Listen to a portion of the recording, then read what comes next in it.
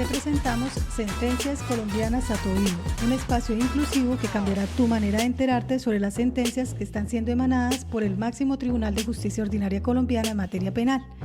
pasando de un documento escrito a una escucha activa que puedes hacer mientras vayas, ya sea de camino al trabajo, haciendo deporte, paseando a tu mascota o realizando la actividad que tú prefieras.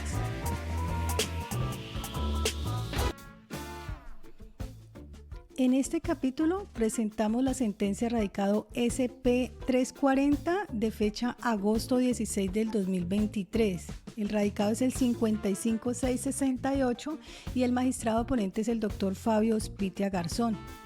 El delito que traemos es un delito bastante importante porque muchas veces nos encontramos con un funcionario público que realice ese delito. La mayoría de las veces nos sentimos mal, pero lo dejamos pasar y no estamos sino presentes ante un delito como es el que hoy traemos, que es el de concusión. Además de este delito, la sentencia trae una fuerte disertación sobre el estudio de este tipo penal y el alcance de sus elementos estructurales. Además, hace diferencias entre cuando un funcionario abuse del cargo o abuse de la función. Además de diferencias entre los verbos rectores que definen esta conducta típica y sus particularidades, y también realiza un análisis para determinar que las grabaciones y transliteraciones incorporados al proceso pueden realizarse en el marco del principio de libertad probatoria. En cuanto al asunto, la Corte pasa a resolver un recurso de apelación interpuesto por la defensa del ex juez octavo penal municipal con funciones de control de garantías de Ibagué, Tolima. Esta defensa hizo ese recurso en contra de la decisión proferida por la Sala Penal del Tribunal Superior del Distrito Judicial de Ibagué en fecha 23 de mayo del 2019,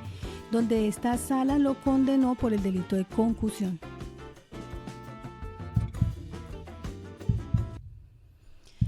Los hechos se desprenden de la acusación. El 21 de marzo del 2023, el entonces juez, abusando de la función nominadora que le otorgaba la ley estatutaria de la Administración de Justicia, constriñó a la víctima, quien se desempeñaba como oficial mayor de su despacho, para que obtuviera para él un préstamo en una entidad crediticia por la suma de 10 millones de pesos y se las entregara, diciéndole que si no lo hacía, se iba del juzgado. El préstamo al final no se realizó porque la empleada se negó a tramitarlo, debido a que anteriormente tuvo problemas con ese juez por un préstamo de 1,5 millones que ella adquirió en similares condiciones, lo cual determinó a que el funcionario buscara la salida de esta empleada de su despacho. Frente a los antecedentes procesales relevantes, tenemos que el 23 de septiembre del 2015, ante el Juzgado Octavo Penal Municipal con funciones de control de garantías de Ibagué, se imputó al procesado en calidad de autor del delito de concusión, delito este que se encuentra en el artículo 404 de la Ley 599 del 2000, delito que él no aceptó. El 9 de diciembre de ese mismo año 2015 fue radicado el escrito de acusación ante la Sala Penal del Tribunal Superior del Distrito Judicial de Ibagué y la audiencia se celebró el 19 de mayo del 2016. La preparatoria tuvo lugar los días 6 de octubre del 2016, 23 de marzo y 28 de agosto del 2017. El juicio oral terminó el 23 de mayo del 2019, donde el AGUO anunció el sentido de fallo condenatorio y adelantó la audiencia de individualización de pena. Ese mismo día el tribunal profirió sentencia condenatoria por el delito de concusión contra el juez en calidad de autor, con prisión de 108 meses, multa de 80 salarios mínimos legales mensuales vigentes para el año 2013 e inhabilitación para el ejercicio de derechos y funciones públicas por 88 meses. Además, este tribunal le negó la suspensión de la pena y la prisión domiciliaria. En cuanto a este fallo, que fue el recurrido por la defensa, la primera instancia, el tribunal reseñó inicialmente los supuestos fácticos de la acusación y realizó un recuento detallado del transcurrir procesal y de los elementos normativos y jurisprudenciales del tipo de penal de concusión. En relación con la materialidad de la conducta y la responsabilidad del procesado, indicó este tribunal primero que se acreditó que para la fecha de los hechos el procesado tenía la condición de servidor público toda vez que se desempeñaba como juez octavo penal municipal de Ibagué y que estaba investido legalmente de la facultad nominadora para proveer cargos de los empleados o desvincularlos del servicio. Esto con arreglo a lo previsto en los artículos 131.8, 132 y 175.1 de la Ley Estatutaria de la Administración de Justicia. Segundo, haberle exigido a la víctima en su condición de oficial mayor de su despacho para que adquiriera un crédito a nombre de ella por valor de 10 millones de pesos para entregárselos a él, lo que constituye una conducta que se subsume en el tipo penal de concusión. Primero, porque la actuación informa que en una primera oportunidad la víctima adquirió un crédito por valor de 1.500.000 para provecho de su nominador porque él no tenía capacidad de pago, el cual tramitó con un abogado prestamista. Tiempo después, ella y la codeudora del préstamo fueron requeridas por el acreedor para que pagaran solidariamente unas cuotas que el acusado o el juez había dejado de cancelar. Y segundo, en una segunda oportunidad, el juez le solicitó a la víctima que asumiera un nuevo préstamo a su nombre por la suma de 10 millones bajo las mismas condiciones. Ella contempló la posibilidad de negarse al requerimiento o de exigirle mayores garantías reales para evitar una eventual afectación patrimonial, preocupaciones que transmitió a él como su jefe. Ante esto, el acusado condicionó la permanencia de la empleada en su puesto a que se sometiera a su voluntad de tramitar el crédito, recalcando para el efecto su condición de juez y actuando en un plano de superioridad derivado de su función nominadora. Tercero, el acto de constreñir se actualizó ante el temor, zozobra y miedo de la víctima de verse expuesta a una eventual desvinculación de la unidad de trabajo del despacho judicial. El funcionario tenía pleno dominio de la situación y la víctima no podía tomar libremente una decisión porque de negarse perdería su empleo y sus ingresos mensuales. Cuarto, cuando la víctima decidió negarse a adquirir el crédito en las condiciones exigidas, el juez le solicitó la renuncia del cargo de oficial mayor del despacho.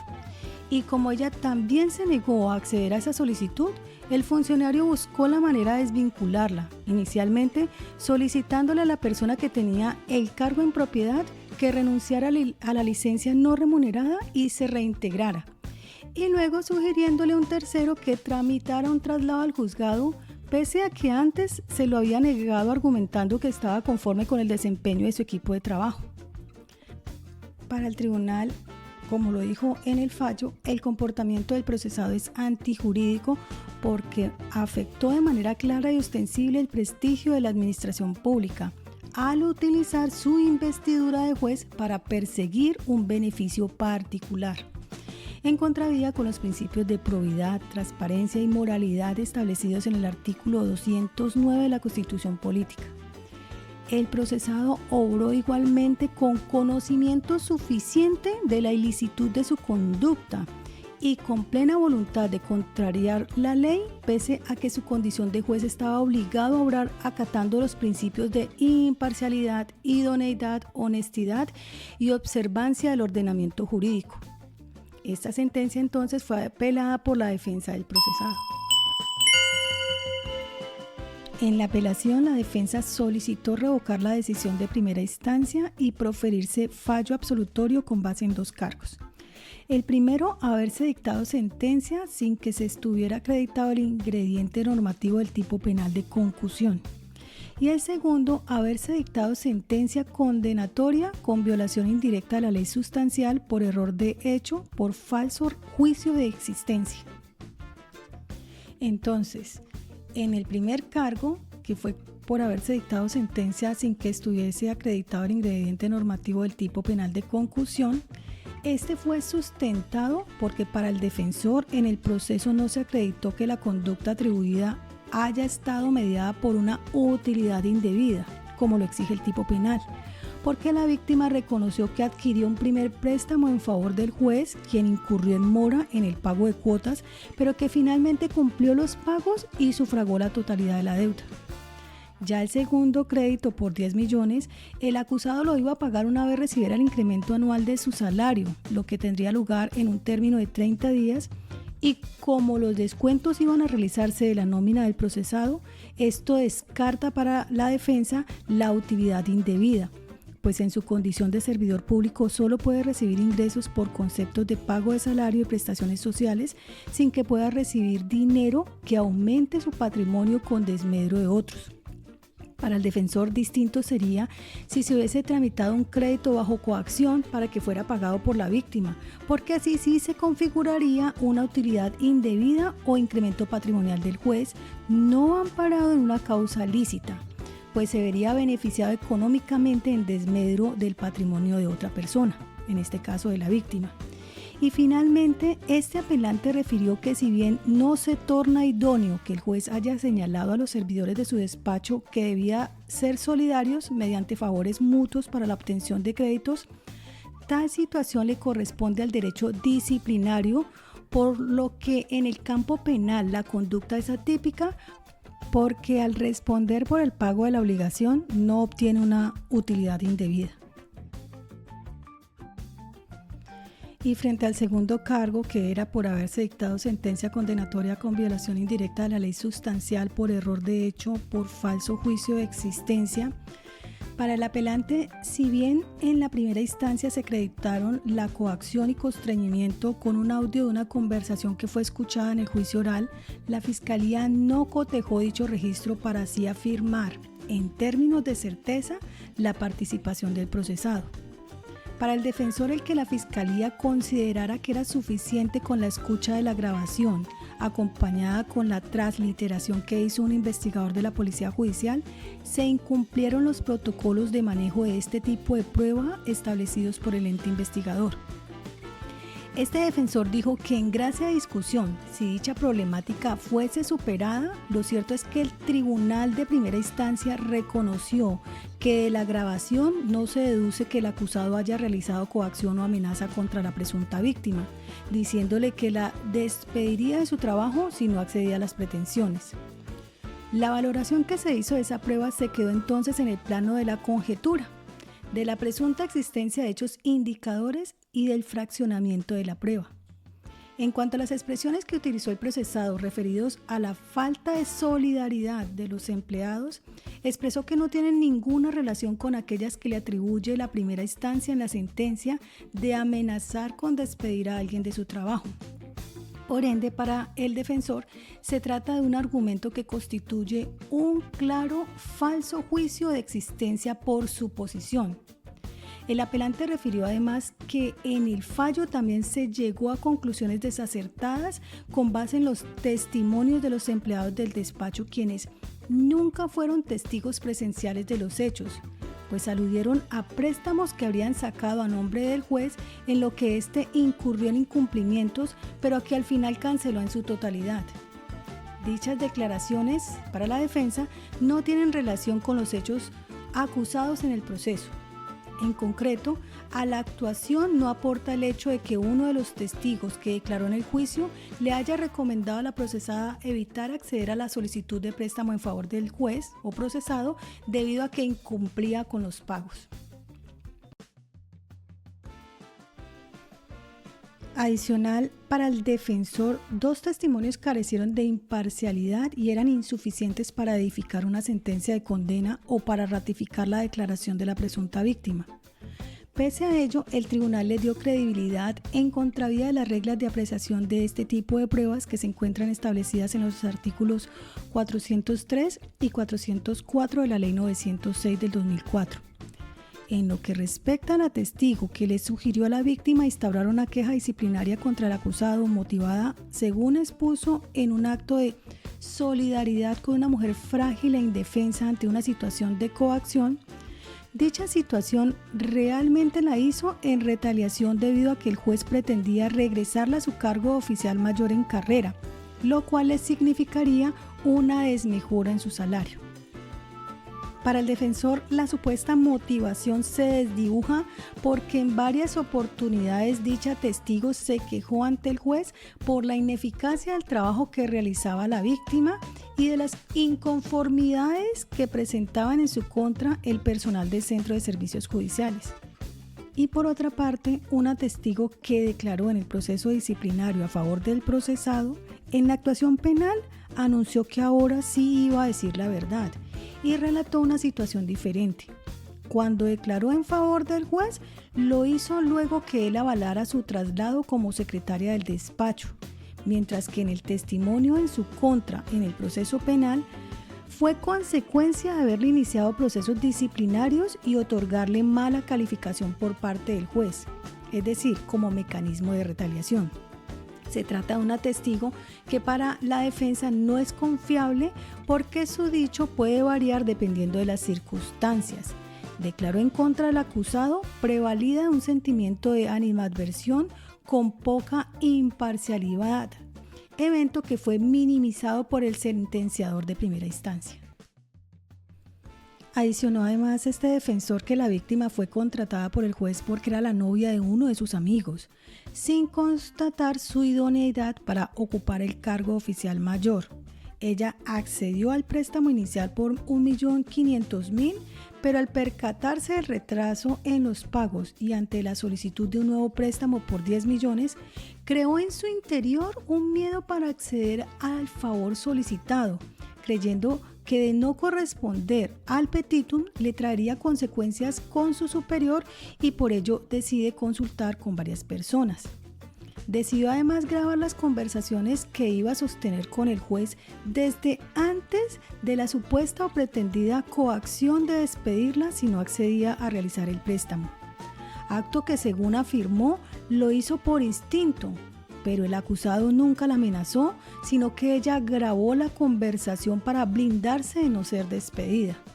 Además, interpretó el tema de la solidaridad como un mecanismo para que otras personas se solidarizaran con su situación, más aún cuando su rendimiento laboral dejaba mucho que desear.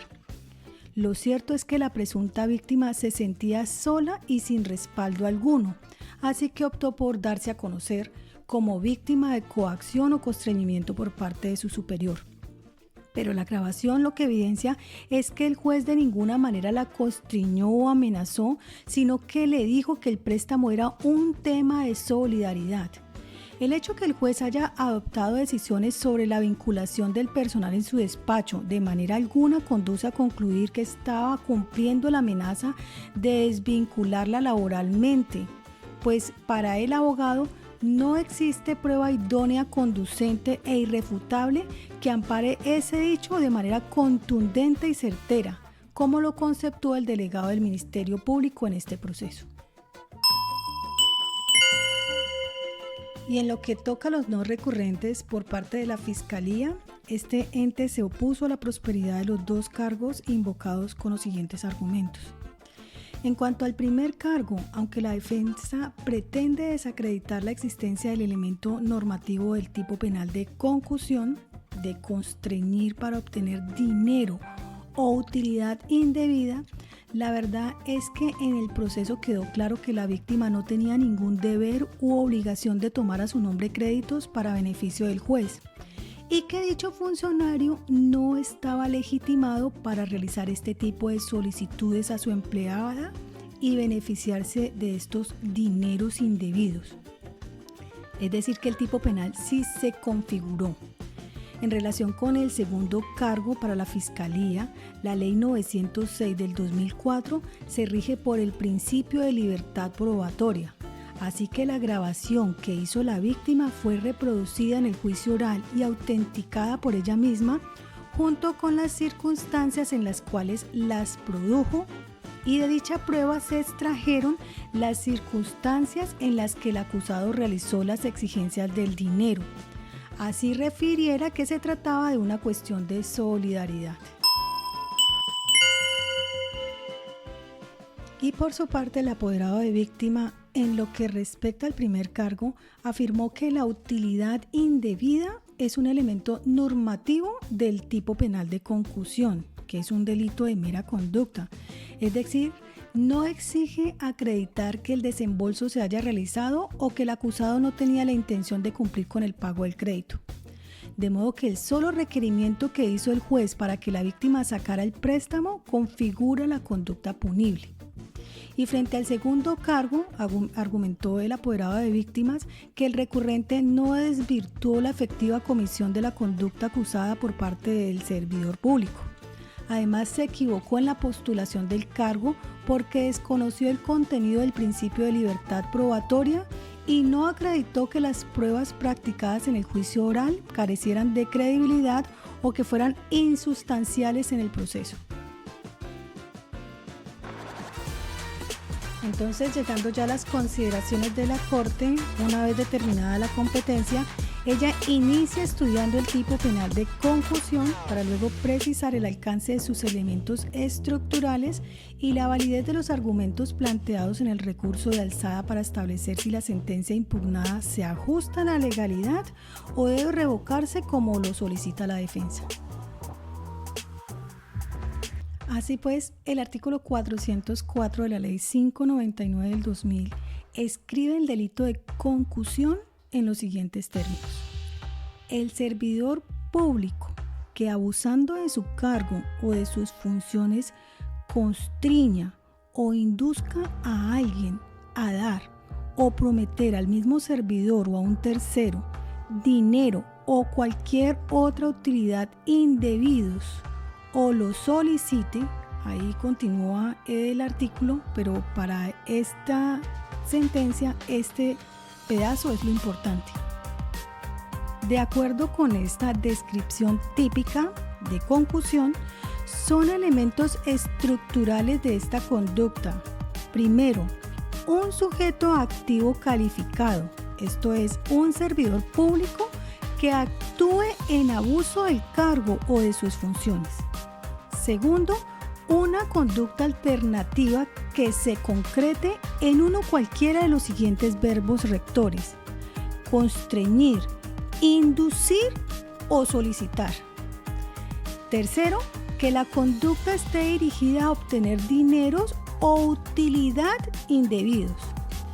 Y cuarto, que exista relación de causalidad entre el acto del servidor público y el efecto buscado de dar o entregar el dinero o la utilidad indebidos. En este aspecto, esta sentencia trae a colación la sentencia CSJ-SP 154 del 2023, radicado 57366. De ahí que, en relación con el primer elemento, la Corte ha precisado que abusar del cargo y abusar de la función son conceptos distintos, pues mientras el primer evento, o sea, el abuso del cargo, se acude indebidamente a la calidad de que se está investido, en este caso de juez, en el segundo, abuso de sus funciones, el funcionario actúa con desviación del poder que le confiere su función. ¿Qué quiere decir esto? Que el abuso del cargo inherente al delito de concusión exige que el agente haga sobresalir ilícitamente la calidad pública de que está investido para atemorizar al particular y conseguir sus propósitos. O sea, se aprovecha indebidamente de su vinculación legal o reglamentaria con la administración pública y sin guardar relación con sus funciones consigue intimidar al ciudadano a partir de su investidura oficial a fin de obtener de esa persona una prebenda no debida. Por su parte, el abuso de las funciones públicas, que también corresponde al delito de concusión, está determinado por el desvío de poder del servidor público, quien desborda sus facultades regladas, restringe indebidamente los límites de estas y pervierte sus fines. Esto es, que la conducta abusiva tiene lugar con ocasión del ejercicio funcional o en relación con el mismo. Para más aclaración, esta sentencia trae a colación Los contenidos de las sentencias CSJ-SP del 10 de noviembre del 2005, radicado 22333, y SP 3962 del 2022, radicado 59740.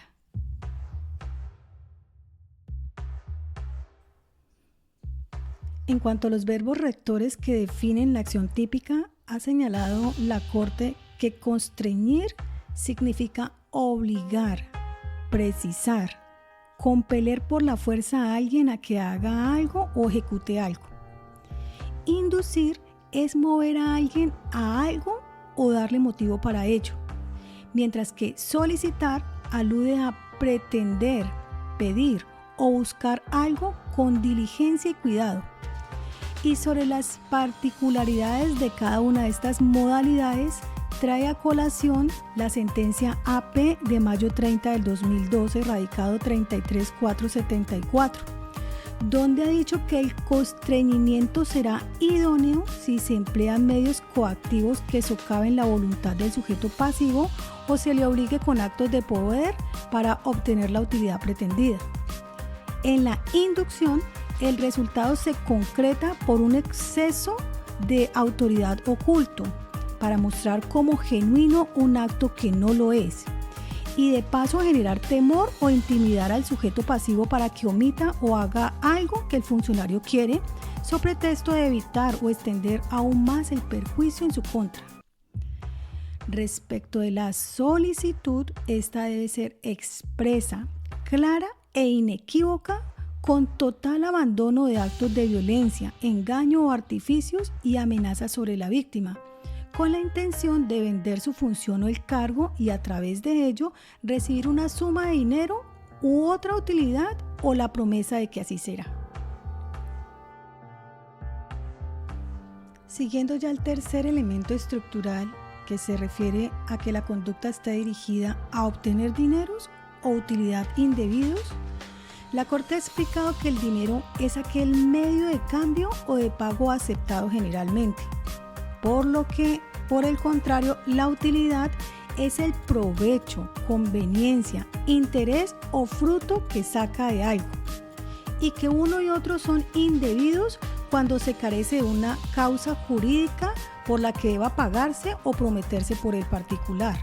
o lo que es lo mismo, cuando no tienen causa o título legítimo alguno. Esto lo traen las sentencias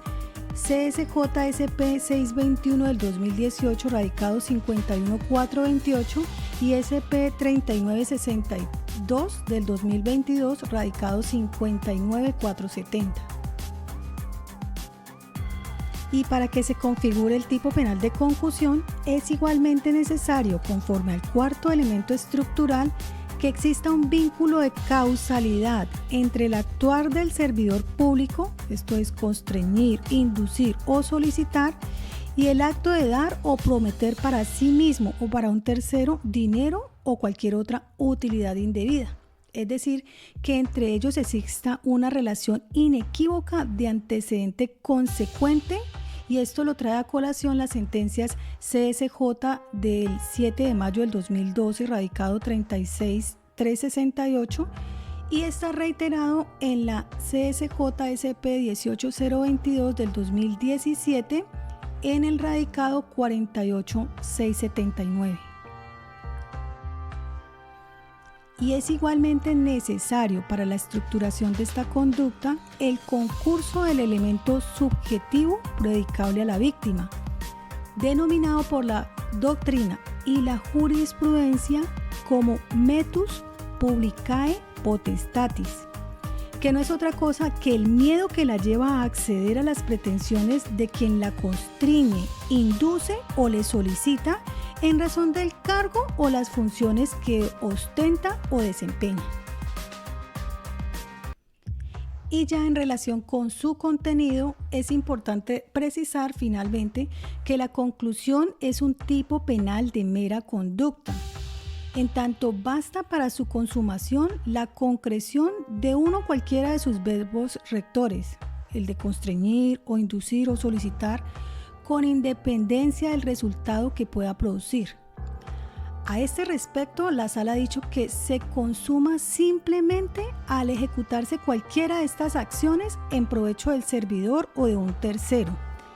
independientemente de que el dinero o la utilidad hayan ingresado o no al ámbito de disponibilidad del autor.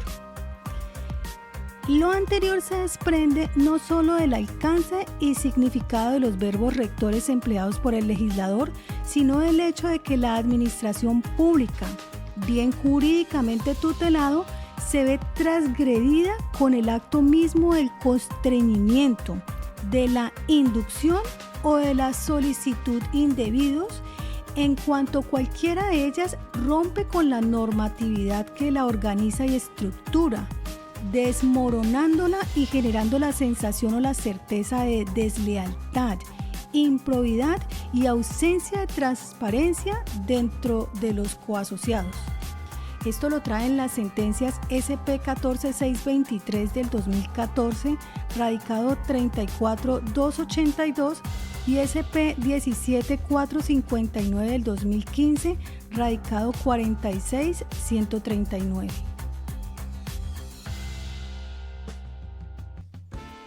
Ya pasando al caso en concreto, la condición del servidor público del procesado para la fecha de los hechos fueron objeto de estipulación probatoria y como soportes las partes aportaron el acuerdo proferido por el Tribunal Superior de Ibagué, mediante el cual fue nombrado como juez promiscuo municipal de Piedras, Tolima, el acta de posesión y el acuerdo del Consejo Superior de la Judicatura, Sala Administrativa, que ordenó el traslado del referido juzgado con todo su personal como juzgado octavo penal municipal de Ibagué a partir del 16 de febrero del 2021. Ya en la acusación, la Fiscalía señaló que la conducta delictiva del juez se vinculaba con el abuso de su función nominadora en condición de juez octavo penal municipal de Ibagué, conforme a las facultades previstas en los artículos 131 y 175 de la Ley 270 de 1996, estatutaria de la Administración de Justicia, tema respecto al cual no se presentó discusión en el curso del proceso ni se debate en el recurso de alzada. La primera norma, en su numeral octavo, relaciona como autoridad nominadora de los cargos de los juzgados al respectivo juez, y la segunda, en su numeral primero, prevé como atribuciones de las corporaciones y de los jueces de la República en relación a la administración de carrera judicial, designar a los funcionarios y empleados cuyos nombramientos les corresponda de conformidad con la ley y el reglamento. La Fiscalía acusó al ex juez octavo penal municipal con funciones de control de garantías de Ibagué, Tolima, de abusar de sus funciones nominadoras al constreñir a la víctima, quien para la fecha de los hechos se desempeñaba como oficial mayor en provisionalidad de su despacho, para que obtuviera un crédito y le entregara el dinero, diciéndolo que si no lo hacía se iba del juzgado. Con fundamento en este supuesto fáctico, le imputó el delito de concusión. Y en una suerte de orden, la Corte inicia desatando el recurso de alzada en su segundo cargo. Y es en ese segundo cargo del recurso donde la defensa afirmó que el tribunal dio por acreditada la coacción o el constreñimiento mediante unos audios incorporados al juicio oral, acompañados por la respectiva transliteración elaborada por el investigador de policía judicial, donde no existían cotejo de voces del acusado que permitieran deducir en términos de certeza su participación en dicha conversación, incumpliendo los protocolos establecidos por el ente acusador para el manejo de este tipo de prueba. Para la Corte, lo primero que se advierte en relación con esta censura es que la conclusión del tribunal sobre la existencia del constreñimiento no se sustentó exclusivamente en los mencionados audios y su transliteración, sino que con ese propósito fueron practicadas otras pruebas en el juicio oral, entre ellas los testimonios de 3 testigos. En lo que respecta al cotejo de voces, el ACUO acertó al señalar que el análisis de las grabaciones y transliteraciones incorporados al proceso debe realizarse en el marco del principio de libertad probatoria, que está arreglado en los artículos 373 de la Ley 906 del 2004, según el cual los hechos y las circunstancias de interés para la solución correcta del caso se podrán probar por cualquiera de los medios establecidos en el Código o por cualquier otro medio técnico o científico que no viole derechos humanos. Y es que la Sala ha explicado que aunque el cotejo científico de voces es en principio el mecanismo ideal para la identificación de los interlocutores en una conversación, esto no excluye que el ente investigador, amparado del principio de libertad probatoria, pueda acudir a otros medios de prueba para establecer quién o quiénes intervienen en la conversación determinada. Y esto lo menciona en otras sentencias como la SP del 7 de noviembre del 2012, radicado 37394, la SP de octubre 7 del 2004, radicado 22639, y la AP 490 del 2014, radicado 39069. Además de la SP 2348 del 2021, radicado 49546, entre otras. Entonces, nada impide que a este conocimiento se llegue a través de la víctima, cuando es ella quien ha participado directamente en la conversación, como ocurrió en el caso que aquí se estudia, en el que ella concurrió al juicio para dar a conocer el contexto dentro del cual realizó la grabación, donde el juez acusado insistió en la exigencia y las personas que intervinieron en ella. Se trata, por tanto, de una prueba válida con vocación probatoria, no solo porque la ley no tarifa la acreditación del hecho, sino porque la grabación obtenida no requería de orden previa de autoridad competente, por haber sido realizada por quien estaba siendo víctima de un constreñimiento indebido, lo cual, de acuerdo con la jurisprudencia, la habilita para proceder en la forma como la víctima lo hizo. Ello porque, de acuerdo a las sentencias CSJSP de agosto 6 del 2003, radicado 21216, y SP 1679 del 2022, radicado 54989, en estos casos, abro comillas, no requiere previa orden judicial de autoridad competente en la medida en que se han realizado respecto de su propia voz e imagen por persona que es víctima de un hecho punible, o con su aquiescencia y con el propósito de preconstituir la prueba del delito, por manera que no entraña intromisión o violación alguna del derecho a la intimidad del tercero o personas ajenas. Cierro comillas.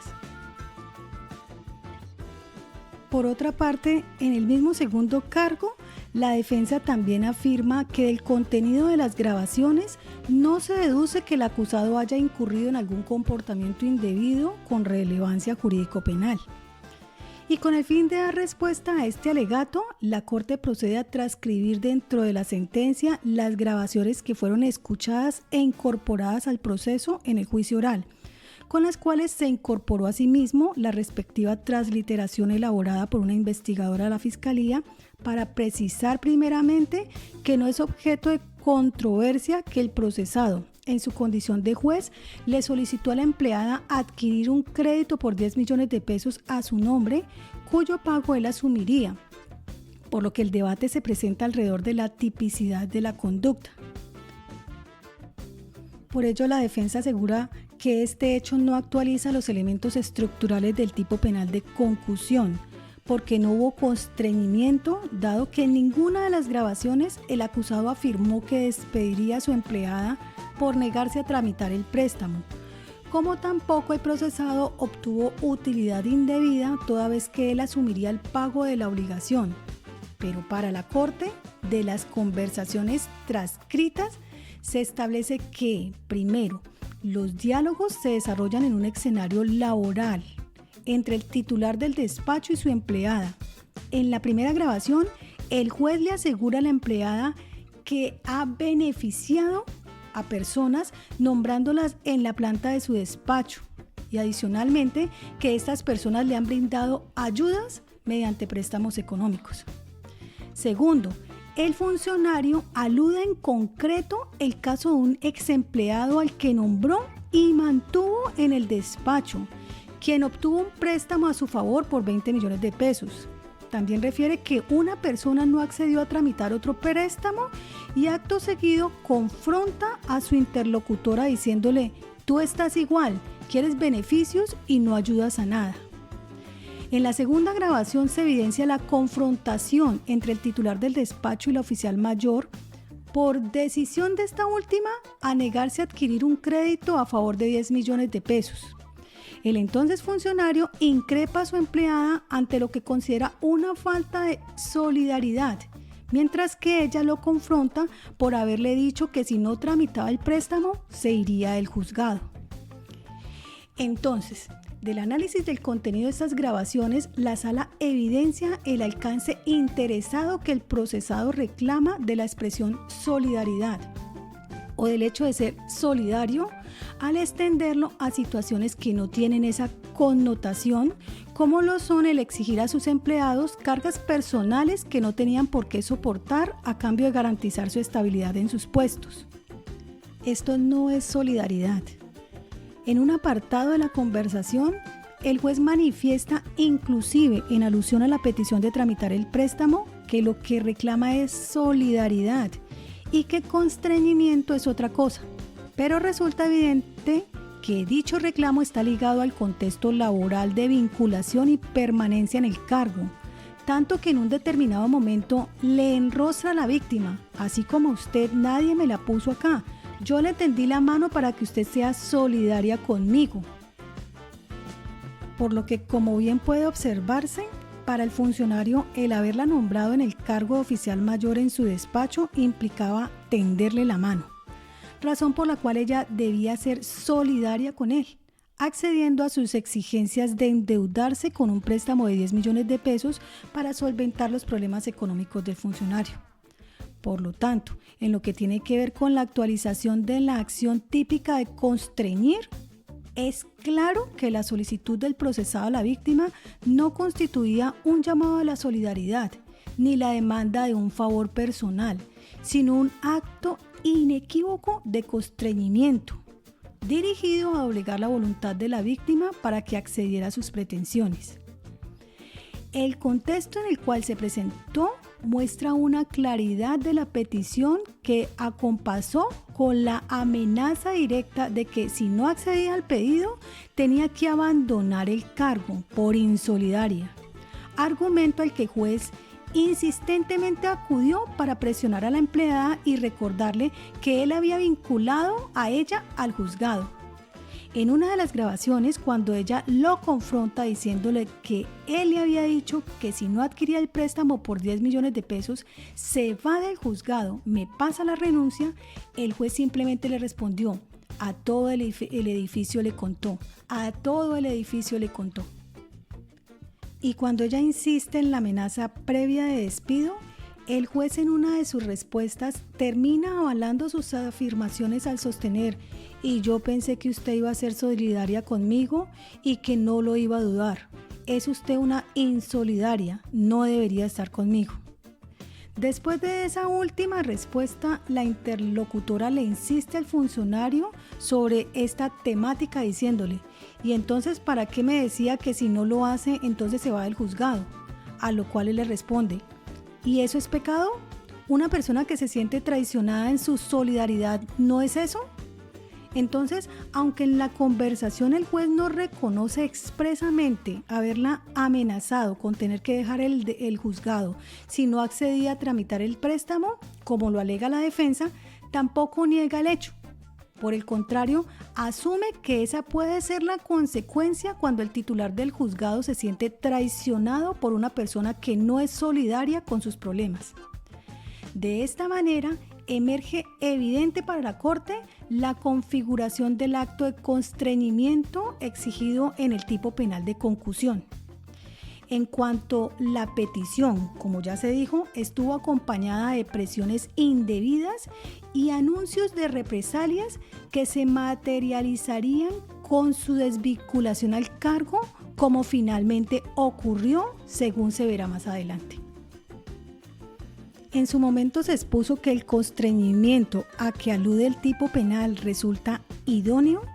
si se emplean medios coactivos que socaven la voluntad del sujeto pasivo o se le obligue con actos para poder obtener la utilidad pretendida.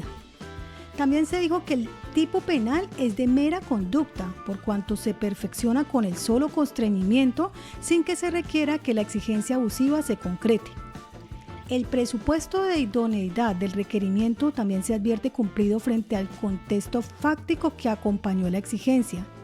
tanto por la relación laboral existente como por la forma en la que el juez esgrimió sus condiciones de empleador y nominador para presionar y erosionar el margen de discrecionalidad de la víctima.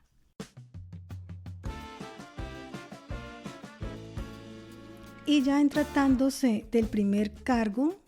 se retrotrae que la defensa asegura que el elemento normativo consistente en la utilidad indebida tampoco se estructuró porque en el marco de la petición quedó claro que el juez asumiría el pago de la obligación, es decir, que la operación pedida no involucraba un incremento indebido de su patrimonio. Pero para la Corte, como se precisó en su momento, la utilidad alude al provecho, conveniencia, interés o fruto que saca de algo,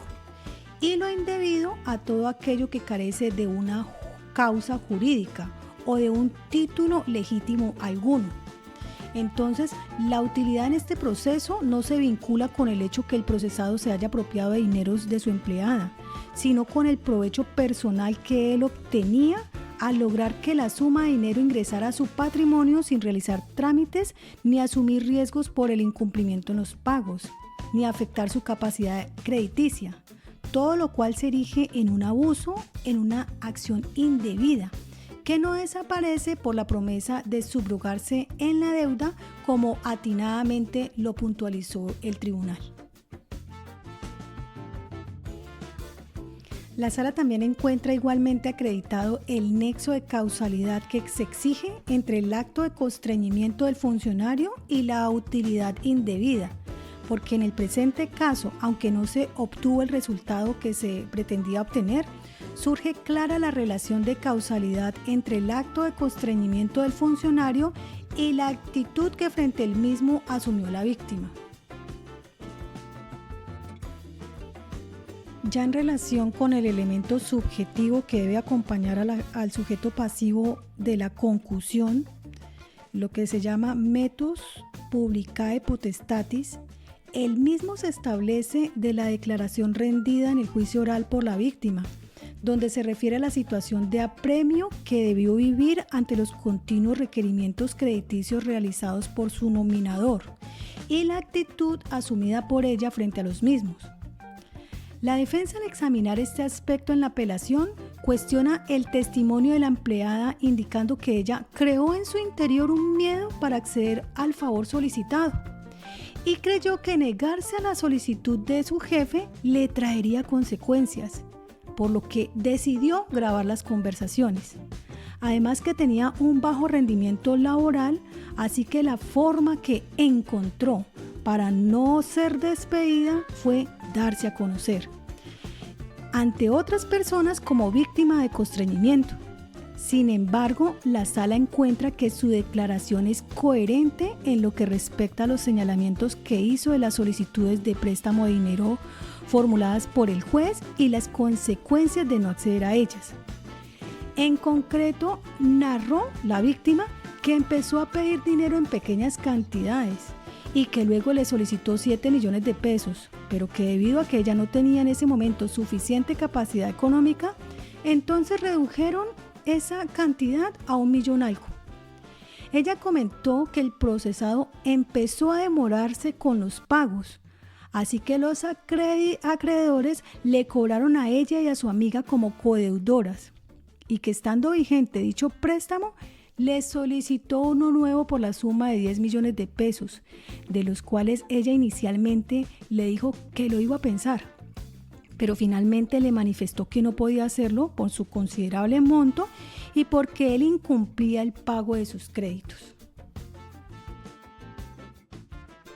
Por lo que ante la decisión de no acceder a su nueva pretensión, el titular del despacho le dijo que debía pasar la renuncia, requerimiento al que ella tampoco accedió y así se lo hizo saber,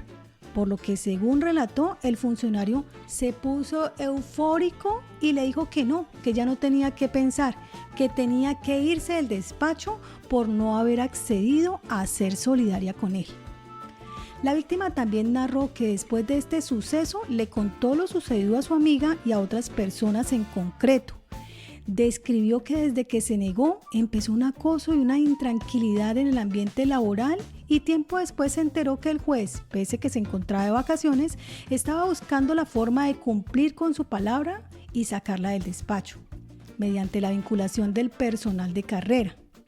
Para la sala, este testimonio, además de ser circunstanciado y consistente, se complementa y refuerza con el contenido de la conversación que grabó del procesado,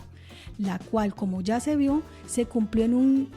escenario de confrontación por cuenta de su decisión de no tramitar el préstamo solicitado. Y es que del contenido de estas pruebas no se establece que la víctima haya creído estar coaccionada sin estarlo, o que haya buscado hacerse pasar por víctima sin serlo, como alega la defensa. Todo lo contrario. Lo que se concluye es que efectivamente estaba sujeta a un constreñimiento indebido por parte del juez. Y aquí es importante agregar que la credibilidad del testimonio de la víctima no fue impugnada en el juicio. De hecho, el tema de su bajo desempeño laboral quedó en el plano de los señalamientos, pues no se probó la existencia de algún llamado de atención o proceso disciplinario en su contra que permita concluir que este pudo ser el motivo para que se produjera su desvinculación del juzgado. Y en síntesis, la sala encuentra que el procesado, con abuso de sus funciones nominadoras, constriñó a la víctima para que accediera a tramitar un préstamo a su favor, generando en ella temor fundado de perder su empleo por no allanarse a sus pretensiones. En otro punto, la defensa también presentó reparos a la restante prueba de cargo practicadas en el juicio oral. De la prueba testimonial asegura que las declarantes no presenciaron los hechos que originaron este proceso y que estuvieron prevalidas de un sentimiento de animadversión hacia el acusado. De la prueba documental sostiene que al funcionario no se le puede cuestionar penalmente por ejercer las atribuciones legales para proveer los cargos de su despacho.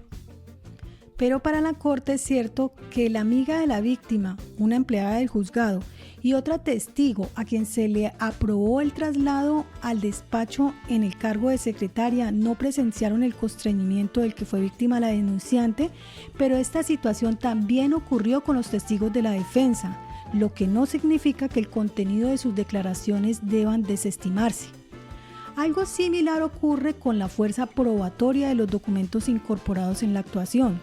porque la amiga de la víctima fue codeudora en el primer crédito que la víctima tramitó en favor del juez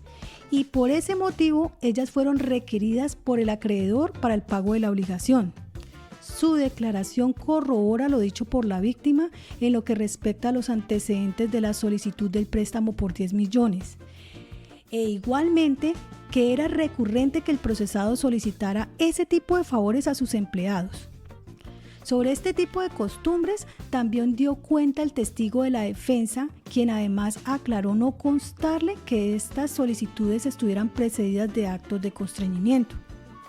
Por su parte, la otra testigo, que era empleada del juzgado, se desempeñaba para la fecha de los hechos como secretaria del despacho y también ejercía funciones de juez en las ausencias del titular. Tenía en propiedad el cargo oficial mayor del que la víctima estaba posesionada en provisionalidad. Por lo que cuando la primera llegó al cargo que tenía en carrera, esto originó que la víctima fuera desvinculada del juzgado. Ella, en su declaración, narró que el juez le pidió que renunciara a la licencia que le había sido concedida para desempeñarse como secretaria del despacho en provisionalidad y así regresar a su cargo en carrera como oficial mayor, por lo que la víctima quedaría desvinculada. Precisó que ella se negó a esa solicitud porque no le parecía correcto que ella saliera por una situación personal y no correspondiera a su salida a una cuestión laboral. Además, describió los movimientos de personal que se suscitaron con la llegada de la nueva secretaria en carrera. Por su parte, la otra testigo que se había posesionado como secretaria del despacho expuso que el juez la llamó para decirle que solicitara traslado del municipio de Ortega Tolima a Ibagué, que esta vez sí se lo iba a aceptar. Además que luego se entrevistó personalmente con él, quien le manifestó que la aceptación de su traslado la hacía porque estaba teniendo problemas con la oficial mayor. Señaló que con su llegada como secretaria, la secretaria retornó a su cargo en carrera de oficial mayor en el que estaba posesionada en provisionalidad la víctima, por lo que esta última quedó desvinculada del despacho. La defensa cuestiona a estas testigos por parcialidad y porque declararon contra el procesado prevalidas de sentimientos de retaliación y animadversión en su contra. Pero para la Corte estos reparos se desmienten con la prueba documental incorporada a la actuación, de la que se extrae una resolución en la que el juez le negó la solicitud de traslado a la secretaria porque el cargo lo venía ocupando otra persona durante el año inmediatamente anterior con una calificación promedio de 9.05, lo que deja en claro su eficiencia, idoneidad y demás elementos que integran una calificación de excelente como la obtenida. Y por parte de la otra testigo, mediante resolución, el juez la nombró en provisionalidad en el cargo de secretaria del despacho, pero luego, mediante otra resolución, el juez revocó los efectos de la anterior y procedió a nombrar a la primera, argumentando que había hecho la solicitud de traslado y la sala administrativa del Consejo Superior de la Judicatura se la había aprobado. Por lo que estos complementos, de ellos se descarta que la testigo haya declarado en contra del procesado motivadas por algún tipo de animadversión, porque muestran que sus testimonios encuentran correspondencia con la restante prueba de cargo incorporada al proceso. Y la situación descrita tampoco se altera por el hecho de que existieran inconvenientes en la relación laboral entre el juez y sus empleadas, porque además que no se demostró que dicha situación haya determinado un señalamiento falso en su contra, la prueba recaudada goza de amplia solvencia demostrativa. Y es así como por las anteriores exposiciones, la Sala de Casación Penal de la Corte Suprema de Justicia encontró probado que el procesado, en su condición de juez octavo penal municipal con funciones de control de garantías de Ibagué, Tolima, abusó de sus funciones nominadoras del cargo al constreñir a la oficial mayor de su despacho para que obtuviera un préstamo por valor de 10 millones de pesos y le entregara dicha suma de dinero, amenazándola con desvincularla del cargo si no accedía a sus pretensiones. También encontró acreditado que el constreñimiento desplegado era idóneo para doblegar la voluntad de la víctima y que la obtención del préstamo en los términos propuestos por el juez constituían una utilidad indebida. De igual manera que entre el acto de constreñir y la utilidad indebida existía un claro nexo relacional antecedente consecuente y que la conducta típica determinó en la víctima un temor fundado de perder su empleo si no accedía a las pretensiones del titular del despacho. Por tanto, la Corte ratifica la decisión impugnada y resuelve confirmar el fallo de primera instancia donde se condenó al juez por el delito de concusión, ordenando la captura en contra del procesado. Bueno, y es así como siendo todo por este capítulo. Agradecemos su suscripción y los esperamos en nuestro próximo episodio.